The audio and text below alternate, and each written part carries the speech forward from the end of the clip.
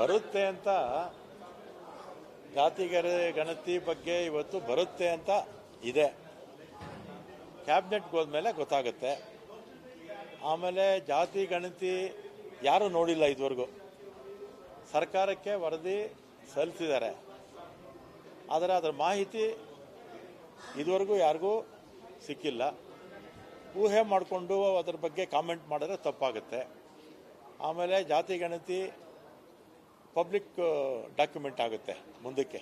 ಒಂದ್ಸಲಿ ಅಕ್ಸೆಪ್ಟ್ ಮಾಡ್ಕೊಂಡ್ಮೇಲೆ public document ಆಗುತ್ತೆ. ಆಗ ಅದರಲ್ಲಿ ತಪ್ಪುಗಳಿದ್ರೆ ಕಾಮೆಂಟ್ ಮಾಡ್ಬೋದು, ಚೆನ್ನಾಗಿದ್ದರೆ ಚೆನ್ನಾಗಿದೆ ಅಂತ ಹೇಳ್ಬೋದು, ಇಲ್ಲ ಲೋಪದೋಷಗಳಿದ್ರೆ ಸರಿ ಮಾಡ್ಕೊಳ್ಳಿ ಅಂತ ಹೇಳೋದಕ್ಕೆ ಎಲ್ಲ ಅವಕಾಶಗಳು ಇರುತ್ತೆ.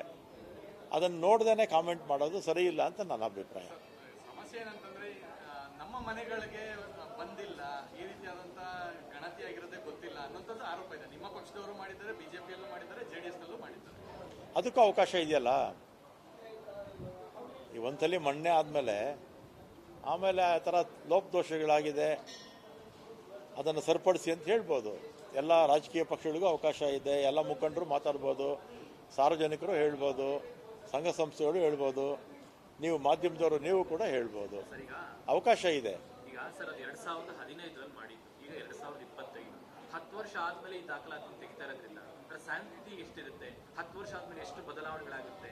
ಈಗ ಅದನ್ನ ಅಕ್ಸೆಪ್ಟ್ ಮಾಡ್ಕೊಂಡ್ರೆ ಯಾವ ಸಂದೇಶ ಹೋಗುತ್ತೆ? ರಾಜಕೀಯ ಸಂದೇಶಕ್ಕೋಸ್ಕರ ಮಾಡ್ತಿರೋಂಥದ್ದು ಅಥವಾ ನಿಜವಾಗ್ಲೂ ಜಾರಿ ಮಾಡೋದಾದ್ರೆ 10 ವರ್ಷದ ಹಳೆ ಡಾಕ್ಯುಮೆಂಟ್ ಜಾರಿ ಮಾಡೋದು. ಈಗ 10 ವರ್ಷ ಅಲ್ಲ, 2017ರಲ್ಲೇನೋ 15ರಲ್ಲಿ ಮಾಡಿದ್ದು, 18ರಲ್ಲಿ ನಮ್ಮ ಸರ್ಕಾರ ಹೋಗ್ಬಿಡ್ತು. 5 ವರ್ಷ ಬೇರೆ ವಿಪಕ್ಷ ಅಧಿಕಾರದಲ್ಲಿತ್ತು. ಈಗ ನಾವು ಬಂದಿದ್ದೀವಿ. ಈ ಜಾತಿ ಗಣತಿಗೆ ಆದೇಶ ಕೊಟ್ಟಿದ್ದೆ ನಮ್ಮ ಸರ್ಕಾರ. ಈಗ ಅದನ್ನು ಕ್ಯಾಬಿನೆಟ್ಗೆ ಬರುತ್ತೆ ಅಂತ ಹೇಳ್ತಾ ಇದ್ದಾರೆ. ಬಂದ ಮೇಲೆ ನ್ಯೂನತೆಗಳಿದ್ರೆ ಸರಿ ಮಾಡ್ಕೊಳ್ಳೋದಕ್ಕೆ ಎಲ್ಲ ಅವಕಾಶಗಳು ಇರುತ್ತೆ. ಬರುತ್ತೆ ಅಂತ ಜಾತಿ ಗಣತಿ ಬಗ್ಗೆ ಇವತ್ತು ಬರುತ್ತೆ ಅಂತ ಇದೆ. ಕ್ಯಾಬಿನೆಟ್ಗೆ ಹೋದ್ಮೇಲೆ ಗೊತ್ತಾಗುತ್ತೆ. ಆಮೇಲೆ ಜಾತಿ ಗಣತಿ ಯಾರೂ ನೋಡಿಲ್ಲ ಇದುವರೆಗೂ. ಸರ್ಕಾರಕ್ಕೆ ವರದಿ ಸಲ್ಲಿಸಿದ್ದಾರೆ, ಆದರೆ ಅದರ ಮಾಹಿತಿ ಇದುವರೆಗೂ ಯಾರಿಗೂ ಸಿಕ್ಕಿಲ್ಲ. ಊಹೆ ಮಾಡಿಕೊಂಡು ಅದರ ಬಗ್ಗೆ ಕಾಮೆಂಟ್ ಮಾಡಿದ್ರೆ ತಪ್ಪಾಗುತ್ತೆ. ಆಮೇಲೆ ಜಾತಿ ಗಣತಿ ಪಬ್ಲಿಕ್ ಡಾಕ್ಯುಮೆಂಟ್ ಆಗುತ್ತೆ ಮುಂದಕ್ಕೆ. ಒಂದ್ಸಲಿ ಅಕ್ಸೆಪ್ಟ್ ಮಾಡ್ಕೊಂಡ್ಮೇಲೆ ಪಬ್ಲಿಕ್ ಡಾಕ್ಯುಮೆಂಟ್ ಆಗುತ್ತೆ. ಆಗ ಅದರಲ್ಲಿ ತಪ್ಪುಗಳಿದ್ರೆ ಕಾಮೆಂಟ್ ಮಾಡ್ಬೋದು, ಚೆನ್ನಾಗಿದ್ದರೆ ಚೆನ್ನಾಗಿದೆ ಅಂತ ಹೇಳ್ಬೋದು, ಇಲ್ಲ ಲೋಪದೋಷಗಳಿದ್ರೆ ಸರಿ ಮಾಡ್ಕೊಳ್ಳಿ ಅಂತ ಹೇಳೋದಕ್ಕೆ ಎಲ್ಲ ಅವಕಾಶಗಳು ಇರುತ್ತೆ. ಅದನ್ನು ನೋಡ್ದೇ ಕಾಮೆಂಟ್ ಮಾಡೋದು ಸರಿ ಇಲ್ಲ ಅಂತ ನನ್ನ ಅಭಿಪ್ರಾಯ. ಸಮಸ್ಯೆ ಏನಂತಂದ್ರೆ ನಮ್ಮ ಮನೆಗಳಿಗೆ ಬಂದಿಲ್ಲ, ಈ ರೀತಿಯಾದಂತ ಗಣತಿ ಆಗಿರೋದೇ ಗೊತ್ತಿಲ್ಲ ಅನ್ನೋಂಥದ್ದು ಆರೋಪ ಇದೆ. ನಿಮ್ಮ ಪಕ್ಷದವರು ಮಾಡಿದ್ದಾರೆ, ಬಿಜೆಪಿಯಲ್ಲೂ ಮಾಡಿದ್ದಾರೆ, ಜೆಡಿಎಸ್ ನಲ್ಲೂ ಮಾಡಿದ್ದಾರೆ. ಅದಕ್ಕೂ ಅವಕಾಶ ಇದೆಯಲ್ಲ. ಈ ಒಂದ್ಸಲಿ ಮಣ್ಣೆ ಆದಮೇಲೆ ಆಮೇಲೆ ಆ ಥರ ಲೋಪದೋಷಗಳಾಗಿದೆ, ಅದನ್ನು ಸರಿಪಡಿಸಿ ಅಂತ ಹೇಳ್ಬೋದು. ಎಲ್ಲ ರಾಜಕೀಯ ಪಕ್ಷಗಳಿಗೂ ಅವಕಾಶ ಇದೆ, ಎಲ್ಲ ಮುಖಂಡರು ಮಾತಾಡ್ಬೋದು, ಸಾರ್ವಜನಿಕರು ಹೇಳ್ಬೋದು, ಸಂಘ ಸಂಸ್ಥೆಗಳು ಹೇಳ್ಬೋದು, ನೀವು ಮಾಧ್ಯಮದವರು ನೀವು ಕೂಡ ಹೇಳ್ಬೋದು. ಅವಕಾಶ ಇದೆ. ಈಗ ಸರ್ ಅದು 2015ರಲ್ಲಿ ಮಾಡಿದ್ದು, ಈಗ 2025 10 ವರ್ಷ ಆದ್ಮೇಲೆ ಈ ದಾಖಲಾತಿ ತೆಗಿತಾ ಇರೋದ್ರಿಂದ ಶಾಂತಿ ಎಷ್ಟಿರುತ್ತೆ, 10 ವರ್ಷ ಆದ್ಮೇಲೆ ಎಷ್ಟು ಬದಲಾವಣೆಗಳಾಗುತ್ತೆ. ಈಗ ಅದನ್ನ ಅಕ್ಸೆಪ್ಟ್ ಮಾಡ್ಕೊಂಡ್ರೆ ಯಾವ ಸಂದೇಶ ಹೋಗುತ್ತೆ? ರಾಜಕೀಯ ಸಂದೇಶಕ್ಕೋಸ್ಕರ ಮಾಡ್ತಿರೋಂಥದ್ದು ಅಥವಾ ನಿಜವಾಗ್ಲೂ ಜಾರಿ ಮಾಡೋದಾದ್ರೆ 10 ವರ್ಷದ ಹಳೆ ಡಾಕ್ಯುಮೆಂಟ್ ಜಾರಿ ಮಾಡೋದು. ಈಗ 10 ವರ್ಷ ಅಲ್ಲ, 2017ರಲ್ಲೇನೋ 15ರಲ್ಲಿ ಮಾಡಿದ್ದು, 18ರಲ್ಲಿ ನಮ್ಮ ಸರ್ಕಾರ ಹೋಗ್ಬಿಡ್ತು. 5 ವರ್ಷ ಬೇರೆ ವಿಪಕ್ಷ ಅಧಿಕಾರದಲ್ಲಿತ್ತು. ಈಗ ನಾವು ಬಂದಿದ್ದೀವಿ. ಈ ಜಾತಿ ಗಣತಿಗೆ ಆದೇಶ ಕೊಟ್ಟಿದ್ದೆ ನಮ್ಮ ಸರ್ಕಾರ. ಈಗ ಅದನ್ನು ಕ್ಯಾಬಿನೆಟ್ಗೆ ಬರುತ್ತೆ ಅಂತ ಹೇಳ್ತಾ ಇದ್ದಾರೆ. ಬಂದ ಮೇಲೆ ನ್ಯೂನತೆಗಳಿದ್ರೆ ಸರಿ ಮಾಡ್ಕೊಳ್ಳೋದಕ್ಕೆ ಎಲ್ಲ ಅವಕಾಶಗಳು ಇರುತ್ತೆ. ಬರುತ್ತೆ ಅಂತ ಜಾತಿ ಗಣತಿ ಬಗ್ಗೆ ಇವತ್ತು ಬರುತ್ತೆ ಅಂತ ಇದೆ. ಕ್ಯಾಬಿನೆಟ್ಗೆ ಹೋದ್ಮೇಲೆ ಗೊತ್ತಾಗುತ್ತೆ. ಆಮೇಲೆ ಜಾತಿ ಗಣತಿ ಯಾರೂ ನೋಡಿಲ್ಲ ಇದುವರೆಗೂ. ಸರ್ಕಾರಕ್ಕೆ ವರದಿ ಸಲ್ಲಿಸಿದ್ದಾರೆ, ಆದರೆ ಅದರ ಮಾಹಿತಿ ಇದುವರೆಗೂ ಯಾರಿಗೂ ಸಿಕ್ಕಿಲ್ಲ. ಊಹೆ ಮಾಡಿಕೊಂಡು ಅದರ ಬಗ್ಗೆ ಕಾಮೆಂಟ್ ಮಾಡಿದ್ರೆ ತಪ್ಪಾಗುತ್ತೆ. ಆಮೇಲೆ ಜಾತಿ ಗಣತಿ ಪಬ್ಲಿಕ್ ಡಾಕ್ಯುಮೆಂಟ್ ಆಗುತ್ತೆ ಮುಂದಕ್ಕೆ. ಒಂದ್ಸಲಿ ಅಕ್ಸೆಪ್ಟ್ ಮಾಡ್ಕೊಂಡ್ಮೇಲೆ ಪಬ್ಲಿಕ್ ಡಾಕ್ಯುಮೆಂಟ್ ಆಗುತ್ತೆ.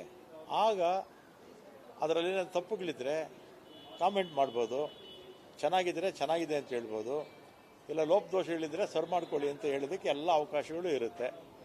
ಅದನ್ನು ನೋಡ್ದೇ ಕಾಮೆಂಟ್ ಮಾಡೋದು ಸರಿ ಇಲ್ಲ ಅಂತ ನನ್ನ ಅಭಿಪ್ರಾಯ. ಸಮಸ್ಯೆ ಏನಂತಂದ್ರೆ ನಮ್ಮ ಮನೆಗಳಿಗೆ ಬಂದಿಲ್ಲ, ಈ ರೀತಿಯಾದಂತ ಗಣತಿ ಆಗಿರೋದೇ ಗೊತ್ತಿಲ್ಲ ಅನ್ನೋಂಥದ್ದು ಆರೋಪ ಇದೆ. ನಿಮ್ಮ ಪಕ್ಷದವರು ಮಾಡಿದ್ದಾರೆ, ಬಿಜೆಪಿಯಲ್ಲೂ ಮಾಡಿದ್ದಾರೆ, ಜೆಡಿಎಸ್ ನಲ್ಲೂ ಮಾಡಿದ್ದಾರೆ. ಅದಕ್ಕೂ ಅವಕಾಶ ಇದೆಯಲ್ಲ. ಈ ಒಂದ್ಸಲಿ ಮಣ್ಣೆ ಆದಮೇಲೆ ಆಮೇಲೆ ಆ ಥರ ಲೋಪದೋಷಗಳಾಗಿದೆ, ಅದನ್ನು ಸರಿಪಡಿಸಿ ಅಂತ ಹೇಳ್ಬೋದು. ಎಲ್ಲ ರಾಜಕೀಯ ಪಕ್ಷಗಳಿಗೂ ಅವಕಾಶ ಇದೆ, ಎಲ್ಲ ಮುಖಂಡರು ಮಾತಾಡ್ಬೋದು, ಸಾರ್ವಜನಿಕರು ಹೇಳ್ಬೋದು, ಸಂಘ ಸಂಸ್ಥೆಗಳು ಹೇಳ್ಬೋದು, ನೀವು ಮಾಧ್ಯಮದವರು ನೀವು ಕೂಡ ಹೇಳ್ಬೋದು. ಅವಕಾಶ ಇದೆ. ಈಗ ಸರ್ ಅದು 2015ರಲ್ಲಿ ಮಾಡಿದ್ದು, ಈಗ 2025 10 ವರ್ಷ ಆದ್ಮೇಲೆ ಈ ದಾಖಲಾತಿ ತೆಗಿತಾ ಇರೋದ್ರಿಂದ ಅದರ ಸ್ಯಾಂಕ್ತಿ ಎಷ್ಟಿರುತ್ತೆ, 10 ವರ್ಷ ಆದ್ಮೇಲೆ ಎಷ್ಟು ಬದಲಾವಣೆಗಳಾಗುತ್ತೆ, ಈಗ ಅದನ್ನ ಅಕ್ಸೆಪ್ಟ್ ಮಾಡ್ಕೊಂಡ್ರೆ ಯಾವ ಸಂದೇಶ ಹೋಗುತ್ತೆ? ಇದು ರಾಜಕೀಯ ಸಂದೇಶಕ್ಕೋಸ್ಕರ ಮಾಡ್ತಿರೋಂಥದ್ದು ಅಥವಾ ನಿಜವಾಗ್ಲೂ ಜಾರಿ ಮಾಡೋದಾದ್ರೆ 10 ವರ್ಷದ ಹಳೆ ಡಾಕ್ಯುಮೆಂಟ್ ಜಾರಿ ಮಾಡೋದು? ಈಗ 10 ವರ್ಷ ಅಲ್ಲ, 2017ರಲ್ಲೇನೋ 15ರಲ್ಲಿ ಮಾಡಿದ್ದು, 18ರಲ್ಲಿ ನಮ್ಮ ಸರ್ಕಾರ ಹೋಗ್ಬಿಡ್ತು. 5 ವರ್ಷ ಬೇರೆ ವಿಪಕ್ಷ ಅಧಿಕಾರದಲ್ಲಿತ್ತು. ಈಗ ನಾವು ಬಂದಿದ್ದೀವಿ. ಈ ಜಾತಿ ಗಣತಿಗೆ ಆದೇಶ ಕೊಟ್ಟಿದ್ದೆ ನಮ್ಮ ಸರ್ಕಾರ. ಈಗ ಅದನ್ನು ಕ್ಯಾಬಿನೆಟ್ಗೆ ಬರುತ್ತೆ ಅಂತ ಹೇಳ್ತಾ ಇದ್ದಾರೆ. ಬಂದ ಮೇಲೆ ನ್ಯೂನತೆಗಳಿದ್ರೆ ಸರಿ ಮಾಡ್ಕೊಳ್ಳೋದಕ್ಕೆ ಎಲ್ಲ ಅವಕಾಶಗಳು ಇರುತ್ತೆ. ಬರುತ್ತೆ ಅಂತ ಜಾತಿ ಗಣತಿ ಬಗ್ಗೆ ಇವತ್ತು ಬರುತ್ತೆ ಅಂತ ಇದೆ. ಕ್ಯಾಬಿನೆಟ್ಗೆ ಹೋದ್ಮೇಲೆ ಗೊತ್ತಾಗುತ್ತೆ. ಆಮೇಲೆ ಜಾತಿ ಗಣತಿ ಯಾರೂ ನೋಡಿಲ್ಲ ಇದುವರೆಗೂ. ಸರ್ಕಾರಕ್ಕೆ ವರದಿ ಸಲ್ಲಿಸಿದ್ದಾರೆ, ಆದರೆ ಅದರ ಮಾಹಿತಿ ಇದುವರೆಗೂ ಯಾರಿಗೂ ಸಿಕ್ಕಿಲ್ಲ. ಊಹೆ ಮಾಡಿಕೊಂಡು ಅದರ ಬಗ್ಗೆ ಕಾಮೆಂಟ್ ಮಾಡಿದ್ರೆ ತಪ್ಪಾಗುತ್ತೆ. ಆಮೇಲೆ ಜಾತಿ ಗಣತಿ ಪಬ್ಲಿಕ್ ಡಾಕ್ಯುಮೆಂಟ್ ಆಗುತ್ತೆ ಮುಂದಕ್ಕೆ. ಒಂದ್ಸಲಿ ಅಕ್ಸೆಪ್ಟ್ ಮಾಡ್ಕೊಂಡ್ಮೇಲೆ ಪಬ್ಲಿಕ್ ಡಾಕ್ಯುಮೆಂಟ್ ಆಗುತ್ತೆ. ಆಗ ಅದರಲ್ಲಿ ತಪ್ಪುಗಳಿದ್ರೆ ಕಾಮೆಂಟ್ ಮಾಡ್ಬೋದು, ಚೆನ್ನಾಗಿದ್ದರೆ ಚೆನ್ನಾಗಿದೆ ಅಂತ ಹೇಳ್ಬೋದು, ಇಲ್ಲ ಲೋಪದೋಷಗಳಿದ್ರೆ ಸರಿ ಮಾಡ್ಕೊಳ್ಳಿ ಅಂತ ಹೇಳೋದಕ್ಕೆ ಎಲ್ಲ ಅವಕಾಶಗಳು ಇರುತ್ತೆ. ಅದನ್ನು ನೋಡ್ದೇ ಕಾಮೆಂಟ್ ಮಾಡೋದು ಸರಿ ಇಲ್ಲ ಅಂತ ನನ್ನ ಅಭಿಪ್ರಾಯ. ಸಮಸ್ಯೆ ಏನಂತಂದ್ರೆ ನಮ್ಮ ಮನೆಗಳಿಗೆ ಬಂದಿಲ್ಲ, ಈ ರೀತಿಯಾದಂತ ಗಣತಿ ಆಗಿರೋದೇ ಗೊತ್ತಿಲ್ಲ ಅನ್ನೋಂಥದ್ದು ಆರೋಪ ಇದೆ. ನಿಮ್ಮ ಪಕ್ಷದವರು ಮಾಡಿದ್ದಾರೆ, ಬಿಜೆಪಿಯಲ್ಲೂ ಮಾಡಿದ್ದಾರೆ, ಜೆಡಿಎಸ್ ನಲ್ಲೂ ಮಾಡಿದ್ದಾರೆ. ಅದಕ್ಕೂ ಅವಕಾಶ ಇದೆಯಲ್ಲ. ಈ ಒಂದ್ಸಲಿ ಮಣ್ಣೆ ಆದಮೇಲೆ ಆಮೇಲೆ ಆ ಥರ ಲೋಪದೋಷಗಳಾಗಿದೆ, ಅದನ್ನು ಸರಿಪಡಿಸಿ ಅಂತ ಹೇಳ್ಬೋದು.